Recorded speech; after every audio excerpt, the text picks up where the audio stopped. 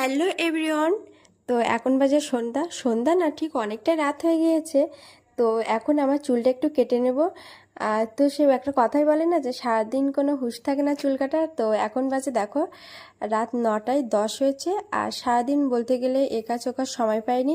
আর তাছাড়া চুল কাটার না এক একটা বার থাকে যে এইবারে এই দিনের জন্য কাটতে পারবো না, ওই দিনের জন্য কাটতে পারবো না। তো রাত এখন 9টা বাজে, তা মাকে বললাম যে তুমি কেটেই দাও। আসলে দেখতেই পাচ্ছ এখানে না চুলটা প্রচণ্ড মতন খারাপ মতন হয়ে গেছে, বিশেষ করে আগার দিকে। তো দেখো এখানে আর প্রচণ্ড চুল উঠছে, সেজন্য তো ভাবছি যে একটু কেটে দাও আর দেখি যে কেমন হয়। আর লম্বা চুল না একটু রাখতে একটু অসুবিধা হচ্ছে। আর তো দেখো এখানে মা কেটে দিচ্ছে, আর আমার চুল কিন্তু মাই কেটে দেয়, মা অথবা বাবা। তো আমার মতে কি তোমাদের চুল এরকম মা অথবা বাবা কেটে দেয়? তো দেখো এখানে কেটে নিয়েছি একদম হালকা করে আগা একটু কেটে নিয়েছি। তো কেমন হয়েছে বলো।